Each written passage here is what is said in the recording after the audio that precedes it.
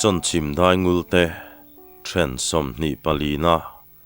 ziak tu Chhantea methiwapa ram tina ten July lui kuang pon a lui luan ang lo koi ve an wat thlen chuan an rinang nge lo nia tleizol ho chuan malam le si lam hoin silai an lo leka akha to ka silai chu met puakin chak lam le si lam atang chuan amoi to kinan lo chhon ve boka ro chera chuan silai rik dan chu man thiam vatin ai moe te chu anin sem dar ti a hrenghla kherlun chuan aralna ho tlangwal te chu zaizirin tran hun rem na tur chu lo hrila ama po aram tina thlop zai chuan silai kaw sa nen ding halin aram tina chun aw ta le kan tleizol kam che ho chu helama tang hian an chai ve chinang miang tin silai chun met puaka le chumi rual deuh thaw chuan aro chera le kherlun silai po apuak ve boka atu silai ma chu apuak thlon lo tleizol tlangwal pathum chu eu orin du lo payang thlor chu ni mai an silai me pu rual chuan malama bok phe ngalin aral na chuan tuna ke ni ve thungo tin silai chain pu dot ta zut maya tleizol ho chu thingzung kar phong ang lolan ni le po ti man lo chuan an tlu tol maya chuti lai chuan ai moe chuan ring trial zet thian tuna le i bongo aron ti khok tarum maya an sir lama tang chuan chula chuan tu ma ka zam lo tur lo ti ve bokin ram tina te tan silai so na hunom to big lo tleizol ho tan la khoilam hoya silai lek tur nge ti po ria tani talova kherlun chu tho thu tin aral chem chu an pot doka arang lutuga dok chuakin aral chem chu an sat ngek mai le ama nai ber tu alam hoya silai lek tum me tleizol tlangwal chu alu uai no mai rang lutuk tak maya an thual zui le zat ta ka zong chu tlangwal chu azal fel der maya ram tina le ro chera te chu a sir tu ka lo tang bokin an bo china piang mai chu aeng pop mai aral na ho chuan tlangwal rual te chuan an lo thlop ve boka tleizol ho chu thisen nen an koi ta ni nuai mai ni an malama tang chuan aral to na le ai moe chu anon dok chuak ve a ai moe aral chem hriam tlevur mai chuan tleizol tlangwal dar chu an sat kaw hokin chu zora chuan zuang chung hian a lo chip thak zuya aral to na point aral chem chu kham phei zong an vai zokin an hnunglama ama ron thlop tu tlangwal te chuan asul nu chu anon chui ngal zela tleizol ho tan chuan ti vak ngai nam lo an tal buai tak zetani an pasal tha te pahni keino ka le hrangka pate po an ngai tu na chu buai ve hle ti chiang mai khoilam hoi berin nge ral thuam an lek don ti po an hreta bik lo an nau te la chu nunglam le malama tangin an sa ji or to mai sia an sir lama tol chua an tum ngota chulama tang chuan mingthanga le chula te an lo om bok sia mingthanga chuan aral chem han vai fu pa hian nang ni pahni de do chu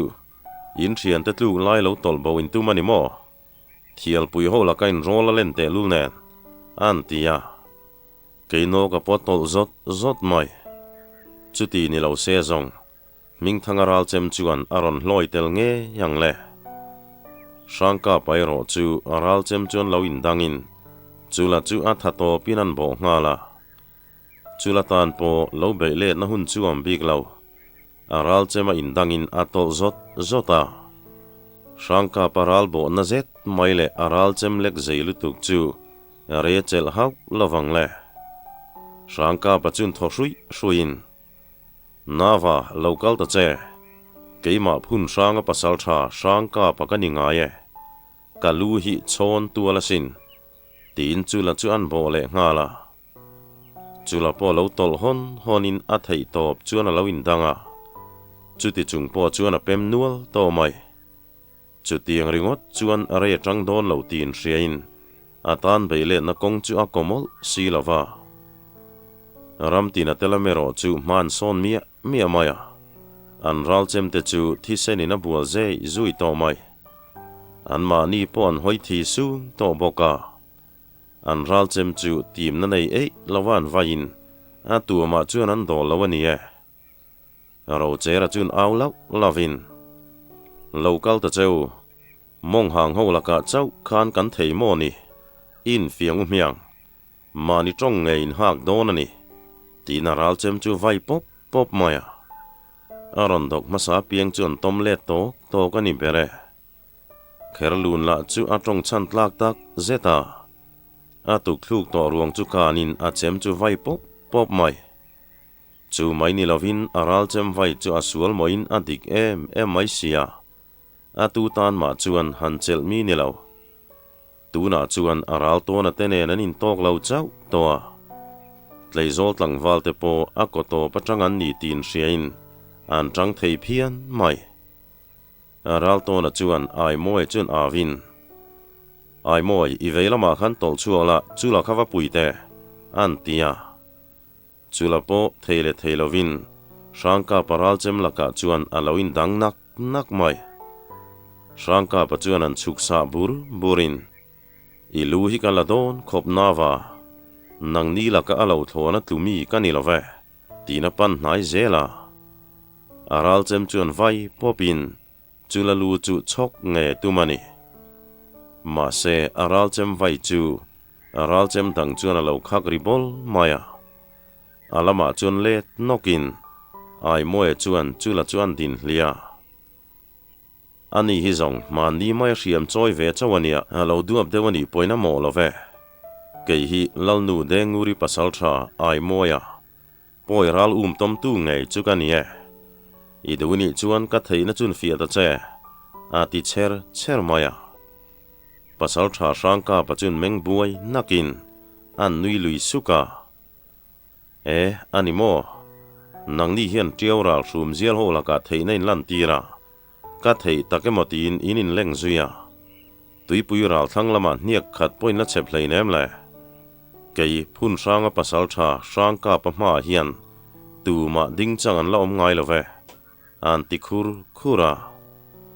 sangka pa hian ama ding ai moya pian thiam le sathazet mai rurel in vuang het char mai chu ana mai lawang ti hretlat maya vauza matumani ai moya la chu lo nui maya aral chem thisen kai nuai to chun vilik zau zavin in lal sai lo sapun khuana chuang sual chewani i luero chuan in khuat thlengang nang ni ma nilu sei pui te laga hriam lek ching hi ka dim don reng lo cheu tina lo mel kal maya sangka papo mengsen ramin nawa i ram hro ve hle maya pil ral chu loila tinia ti le ron bo chu ruala aral chem chu ama ang bokin alu chung lama leka ai moe chu chuk sa bur atumani ma se ama be angot chu ni talo ai moe chu rang lu tukin vela ma lo pen sona aral chem chu alu chunga nget zet mai hen lo khang marin sangka paral chem chu lo la lewa chumi rual chuan arang lu tuka virle tin aral chem chu an vai ve ta le sangka pa chu lo in dang ve bok ma se chu ti ma thapek na chu ala tong ngai lo akat nok mai ni ai moe chuan an nai chil le ngalin enge kani chu hramai don alom nep zul pa tinan sat le ngek maya sangka pa chu pai nok mai ai moe chuan i hriam te ka lek ve ta che mole mong hang ho poitluk love rol changi tilian ani han tile kherin sangka pa chuan chu tong kam chu na ti ngai khop mai nawa kazang pola than hleinem le mi le sa tlang khu maleng kan ni hi kha keima sangka pa tin aral chem chu anon vai vea aral to na chuan ai moe telam chun hoin rin ainin dai rei phian don mai kati rocher lo zo felteu tin ai moe te in beilam chu a thir ta ai moe potol dorin sangka paral chem chu lo khak pera mà sẽ atan bộ lệ turin atan hun chu athalu tuk big lâu sangka patuan la chu che big lâu boka ake che chu phet vet lat mai sangka paral chem chu lo dangin dinglama chuan anin her mopa nuai rai chuan aral chem chuan pot zu tale avateu ther ther em sangka pa chu lo tol rem man tlat mai rang lutukin ai moe chuan bo le ta ai moe chuan tol na hunom lo ti hriain a thato pin aral chem chu lo vai le ta thi rain khak rik bol rual chuan sangka panen chuan anin pom chil ta aral chem man na chi ni to lo sangka pa konga chuan manin an bin zok maya rang lutuka thole ngalin sangka pa zitral tral na ka chuan an chui pop mai le sangka pa chu a thoko mai ron thau ta che kalaka hian zangai na tempo be sei reng su ilu kala donani tin ai moe chuan an chir le pop maya sangka pa nak churi thotin a thoko kok mai ne zet hian atuk samzila chuan an phi thova ako nga kuin lei chara chuan an keule dot mai zong sangka pa chu atla zoi nok mai aral to na chuan ai moi pasal tha ve thawania rei tak na torti rangai lo han zo fel ro khai tin aral chem chu the phea ai moi chuan lo la chatin ila lung oi lo ni chuan pial hala min lo ngak don nia ti pa chuan an sat bur mai le sangka palu chulum son topin thisena chik puat mai ai moi po chu tho halin a chaw ve hle maya chula khan liam aturania han ti tham truakin local phot mai te idang aro ni kha aral to na chuan lo tia ramti na teom nan thlen pui chuan an lo ding thap mai an sira ming thanga le ke no ga te in mal be chuan lo thirani aral to na chuan kha in lo zo fel to em ni an ti chuan zo fel chu ni mai khang ho kha kut khumin an in pe a kan mi le sa te hliam tur buai pui turin to ka ten kala chula polo pem ve nual mai aro chera chuna lo tia ming thangan ne so zet maya keino ka lo chai vel chu thirin kherlu nero ming thanga sira chuna lo ding peu al maya ai moe chuan tui chun khiat kholin ako ngan doma ming lulian han zo felvat aro khai khang ho la ka khan zangai la lan tira ngai lo alo ti bul muk maya ming thanga po an kiai suka tle man tong le tin keino ka chu atak sa thi nuang to mai a mela po a chaw hle tia chianga zo fel mai chu tum to aral chem chun lekmar otin an vai ton zoka keino ka chu chaw tak chunga loin dangin atol zot mai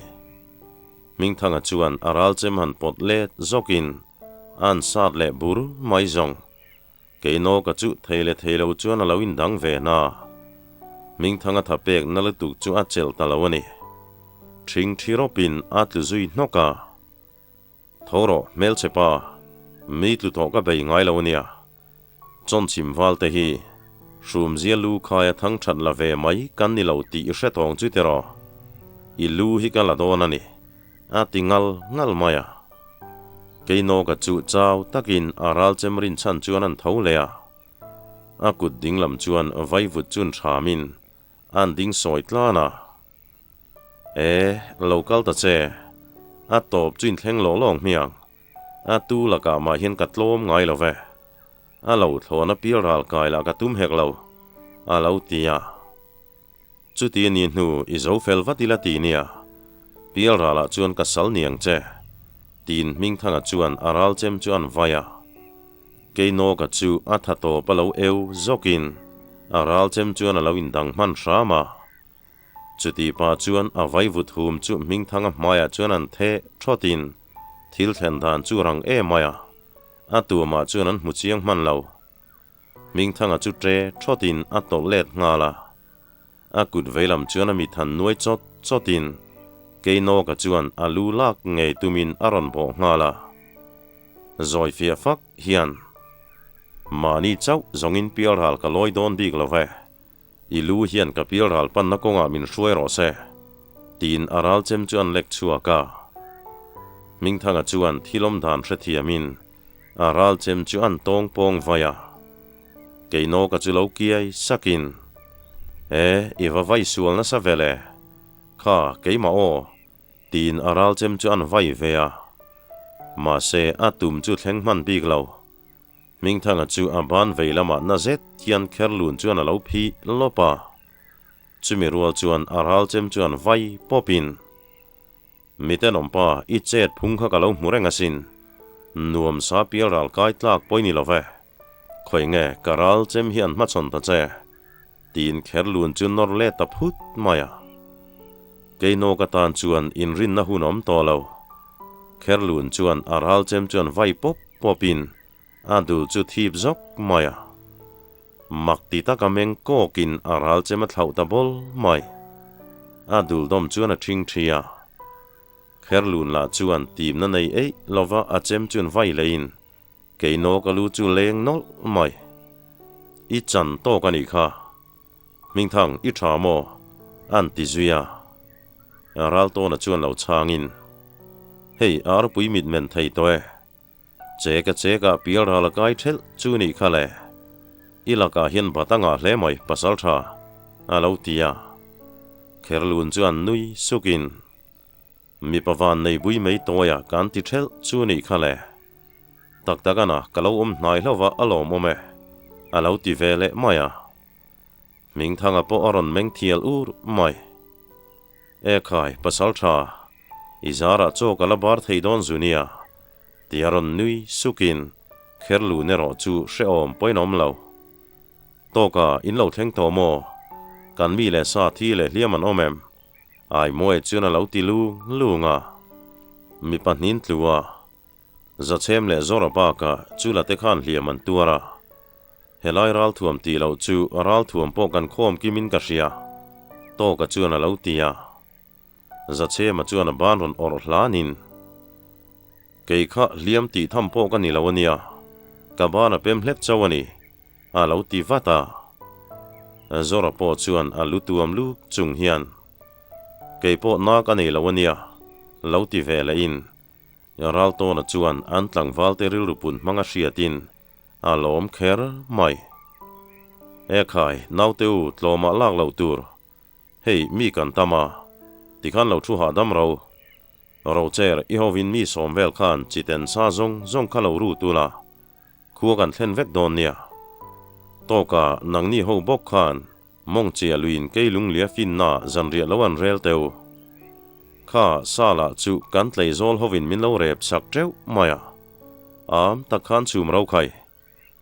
ralna I hovin mi pathum vel khan ei turom ang nen khua pan ula kan chin hi lalnu le mi puiten hril teu midang la om zong khan heng ho ruang hi lo the thang ula kan keilung lia chikhur zet zong nun na he mange an ti zuya ai moe chuan kan mi te ruang zon na tur le chula te zon na tur hlang kan lo sia mange lo tin chula te chuan zon an du lo na samaya kan kal theinia kan pem hlep chawani an titlat mai sia ral to na chuan ani le to ka te zan ri rel na lama khan lawan ha chol teu ati tangot mai ni anin pe fel meu chuan chulai mun chu a thimani ruai to maya ram tina chuan mei cher turan puale zungin thim mula chon aya zan ria nei kham chuan kholam pana kal zai relin an hliam tuar atuama chuan zon an du box si lo seifa te nuna tlom ngai na hi chu avamoi thine thial pui khuwa te chiten sa le tleizol hovina an lo ten bel te chu phurin muang changin an in choma an kuta in pe tleizol tlangwal pathum te po an hnung khir sakin ai moe chuna choma karo ati mo zongin omvai chuan in lu kha thlo ka ni mai tina mel arun maya ama palian boxia tleizol ho chuan tri pon tingam lo ral to na chuan ma hruai tu ram tina te chun avin khai kan thato khan kal teu ลุยกวงจิมเสียอันติลางลางารัลนาเตหูปอจันเรียบาร์หุนชาลามากดชวดแห่งินรัลเวนบุกเหลาลัวลุมตูเตเนนจวนอันินมัวอันจินจูเองมาเจ็บง่ายนันเชลบอกาอัดล้างปุยเจนันสอยทัวกาติรูขดชูไงลูตังกูจันเรียบเป็นละบาร์บีกอมสีลาวารัลนาจวนอันตียขดชูงละไม่รอจวนอินตีน่ะไม่เองมาเซอาเรรุยไม่อันปัสสาวะชาเลตังวาลติจินเชพอดเหลาจวนตัวปนช่วงงำละวันนี้ลลินิปันพดไม่ละกันจินจูตลางเอาไปนัทันไม่ยังจูกันละเลอุปาเตเบงหินลูพดไม่แต่เสหลังวาลประกาศชวนเหลาตีนลลินจุนปันนัลละมาเสขดชุงปัลตลังอันนิบกามีปุยชวนเหลาหมุยนันจุยดูลไม่ลลมัวลันเห็นเมวชวนมีปุยจุนรันทลิมเวงาลมุรมายาลลนูเดงูริเลเอาปาเตโปเลยกับปุยจวนรันชัวกินขายกัดหลังวาลเตวอินจินเชจ้ากินกันมิดเล่เบ่งกันเหลาชิเรงาเหลานายเตวไข่ลลนูจวนเหลาตียรัลนาเตเทียนหูจูเลยกับปุยปากาอินอุปหัวเราจวนกันจินเนนกันจังเหลาติสดตาลลนูปอหันบุงหัดินหันสวยวัดเตวเล่มีปุยเตเบ่งปอจัดทีเหลาตีเวจวนรัลนาจวนทอหักินลลนูอิปัสสาวะชาเลตังวาลเตซาระเนนกันจังกุดคูมาอินเปมีปฐุมตีเหลาจูกันจิมีเวกาแกนี้ลำโปวันด้วยทักตะกินปันนีอันตลัวเลียมตัวโปกันอมเวนวลไม่กันปัสสาวะชาเตเนนควรรอนปันเมกังอันตีจวนเทียลปุยวาลเฮาอันวาลุปาจมทั้งเฮาเหลาดิงเตจูอันวาลอมเตแรงมีปุยเฮาปอจนถูมหัลมุมมายาจุตาเตเบียกจวนใครเล่หลังวาลเฮาขันไม่เชรันชิวลาการเทียนเตเลียมจอนตูรินมองเจียลุยลำปานังอาลาวตียาลลนูเดงูริปอหันนุยวารินขจิงปะเทียนเต็นมินละหอยสันละเวกับปัสสาวะชาเลหลังวาลเตเซตจงอินวามวนปุยมตักกตานารัลโดปัสสาวะชาเตหมวกตูรินอินบวชใส่งนุลาเตคานอาร์เกเซียกเลจูฟังเตกะลาบวชใส่อุลาอันดังระวังหันตีนมีปุยเฮาจุปัสสาวะชาเตหมวกตูรจวนนั้นจีนตาเทียลปุยหลังวาลเตปอจูอันตานเลงิรุนกายในตูรมจวงเฮกเลาทานไหลละมาจนเหลารำจังอินอันวิรเววัดไม่เลงเลนหุ่นชาลามันนิโตตีจวนฟ้าวางทะเลงดูรุยนัวยาจนชิมขัวจงอาวดเดวสูรโตมายากดชัวมีปุยปุงคอมเตจวนไม่ปุยเชฟลวยน์ลลนูเลอุปาเตโปกดชัวลำจุนปานาลลฟันุเมลชางูรธานิเลจนชิมจวนกิเตโปอาร์เกเซียกเลเฟนทีระจูฟังจวินอันมันหัวเวคบไม่จานทะเลงเทียงกุกนัวยจวนขัววางเตวบีกนิเฮียละโมยันนี่อันเมลนุงซาร์ไม่เตจูโตปนนเลรูลชีนังจีฮีนียามีปุยจุงเจ้าใจจีงาจวนช่างชวลงูละสังหารวุนขายังเล่าไม่นันหลังสาระมิตินมิจวนกดชัวลำหอยน์ปูมกายเมวปอเมชร์เลียนโตกเนนจวนอาลาวดิงเวลุนมายาตายาตูน่าจงที่เล่งกิมอิเชียตาหุนตาอินูเลปาผู้บาฮีกามิดเมนไลเงยนิละตูรานีตีนมีหมู่เหลาตักจวนอามิตุยขับเปรสักไม่นักินเดว่าจวนกดชัวกองจุมละมาจวนไม่เชรรอนเดว่ามีปุยลำจูอันว่าผูรโตเตแรงจุติรัวลินตูเตมาจูอันมิตุยลวงจานาชิลให้ตะกะมานินทิมเรียลำปันเตโปอนอมเลโดนาอินโดนจวนจุงจูอาเกนเตลนิเซียลิมนาเลจานาอินการได้ดันตูบังจูอมซีเลวรำตินาโปหันดิงดัตินอันมามีปุยเหลาติมหูรไม่จูมัวขายอุรัลตอนนังมันช่วยรอเลโบลาเนนขัวกันดูง่ายโดนนี่เฮอันตีจวนอุรัลตอนาโป silai thun tling el ola so sa chun lek chuakin mi puilam chun thir vanga chuta muang changa kot chua lungdo chu rapin muang kalrai hian bola chu chamta asilai thun tling el olan me puadot chuan tlangwal dang te chuan lo chon bokin ari khianan ri ul mai chulai vel chu zen khu chuan azam chuaya ramtina chuan silai han lek chua vele in mi thil hado chu an cham vele a chu hado zet chuan anom dan le an hun ton mek chu avati fia cm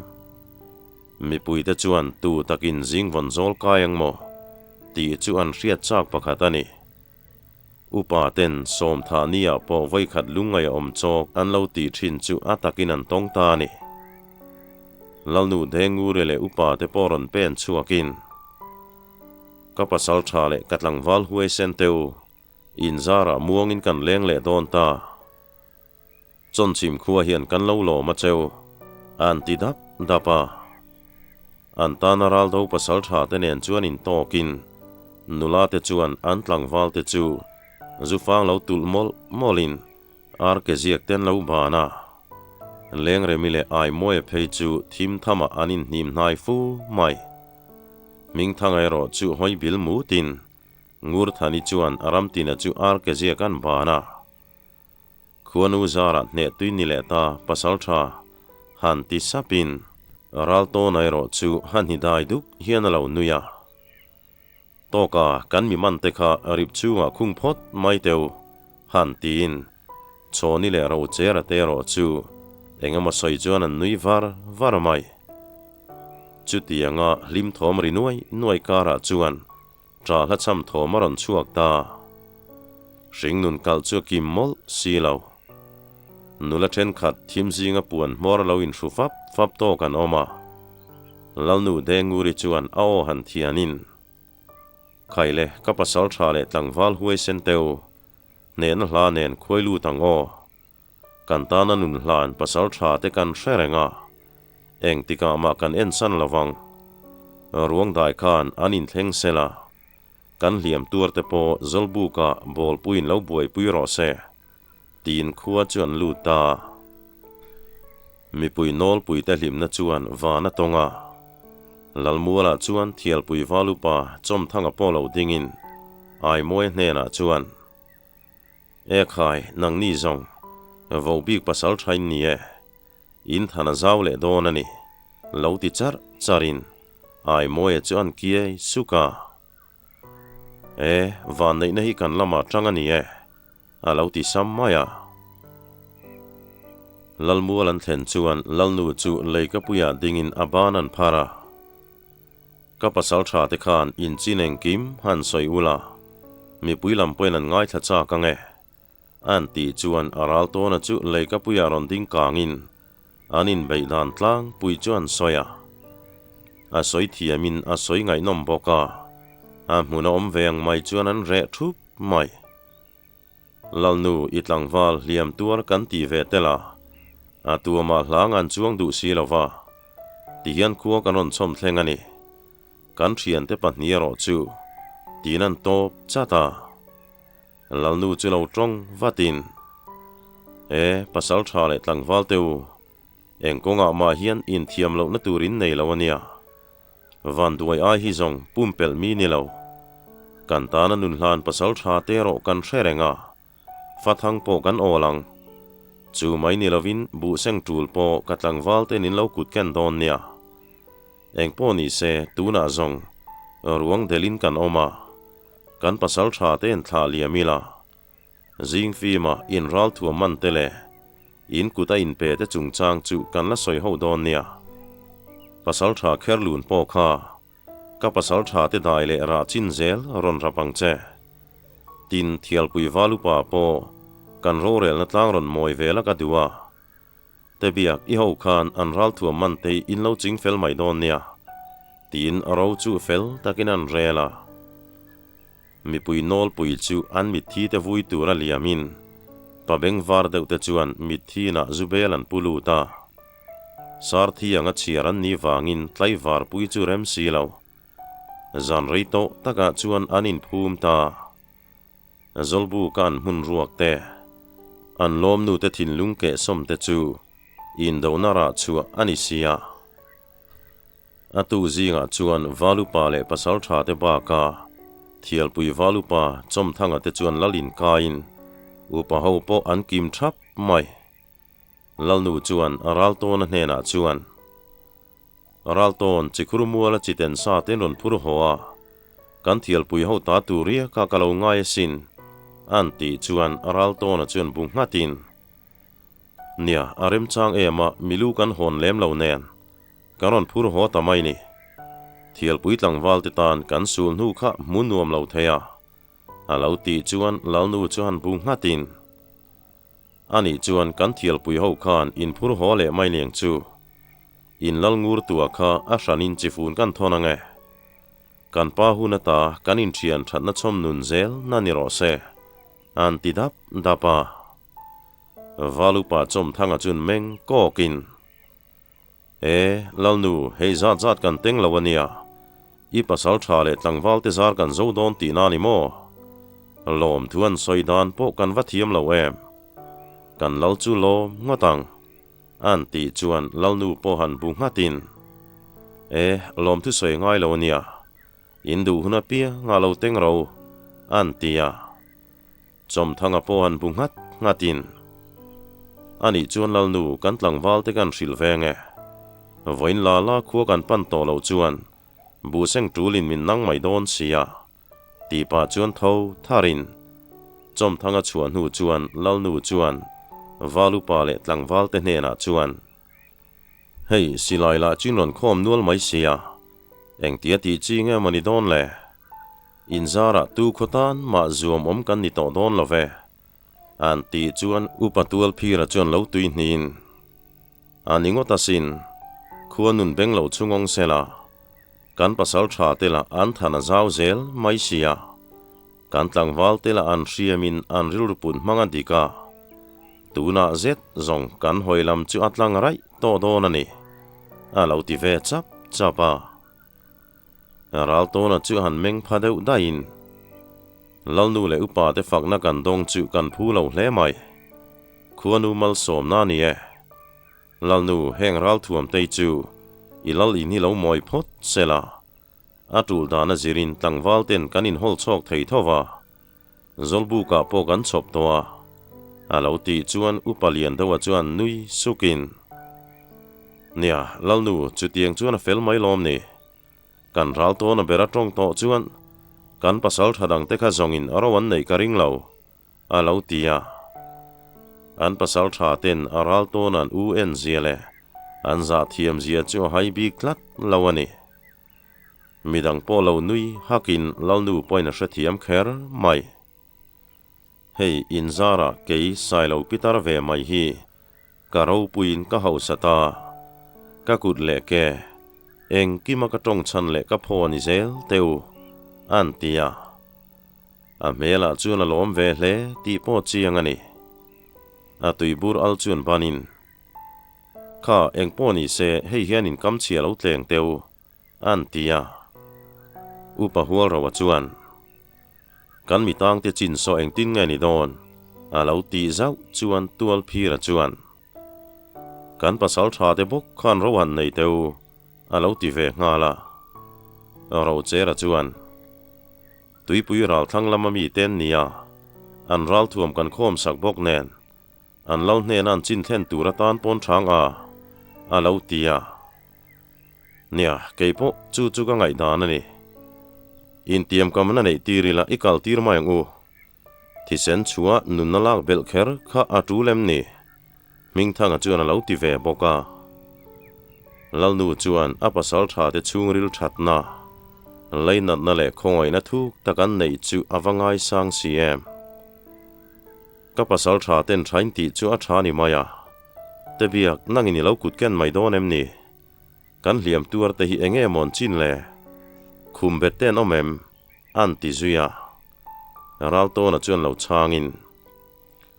anom lo nin ka hria lalnu zolbu kai pon kham du lo alo tia chu ta zong lal nu chuan kiai sakin an tura fei hle mai eng poni se voin chu kho har kan len puyanga nak tu ka ran lu kimin ne na kan lom don nia miluin sa lam moi ma su se ne na lom hi in phu ni kan in do buai talangin ku ni wang thla po kan mang mu man lo kumin zong lim takini mang tengu te biak nangin tlangwal te lo kam thot la ka se huanga mi kha to ka ten lo wa hling ro se tlangau pa nang po lal thu chuwa kilo wa au puila kan tlei zol mi tang ten kong la kan ei tur bu fai lo buat sang che tin an thu chu an zial mu ma upatual phira chuan te biak te chuak tur chuan au zuin te biak kan lal nu chu ka vok pain ka lo do ve nge lo ti lu lungin te biak ka chu bu ngat mai tirule kan mi tang te chu izum mulok tengu nang nin min kal pui lo te chuan te biak kan an ti chuan ai moi chuan samzet thian va phi chuak ila zolbu ka kan zil hlak don nia lalmual zong nu nau te kan tiral khelange tin arip lam chun pana ming thanga nen chuan kongkhar chun hongin tlangwal pathum lau hlopalo om te chuan nuk chuaka thate te kha nomro ani lo chuan in lu hi salama kan khayang aram tina chuan an ti bul muka chung ho hlau lutuk chuan meng zak mai an thi lo reng an ring lo CHAWNCHHIM pasal tha palian le tha hrui nga tak te chuan zolbuk lampan chuan an hnuk thlador dora zolbuk a chambang tlangwal te bula chuan te biaka chuan thilom zian soin chung ho chuan thring thrit tira an din hual thap mai in lal phun sang an tiam ni kha sailo saphun ve naran kha kan lal nu sailo ziding ni le thakara leng hi ani kha na do ngama mo tuna hian nungdamin kan chua don chewa in lal hne na chuan kan thu hi in lo thlen don nia chu chuin chiang em te biaka chuan an ti khara chung ho chuan chillem khal pain an lun bu ngata te biaka chuan an soizom lein in lal hne na chuan tui pui lui kana kan lam hoya hnia ka chiale ani vai chuan a khua chopin kan ramang ti hi in lo hril don nia kan chikhur lam hoi zong po hian azun po zung to su se an ti khera ro chera chuan an kut phuar na chu han phel sak molin kan valu pathu chuin chiang mo in mel hi kan mulani vai chuan khoi hmuna po ni se in lu kan lang chu chuin chiang em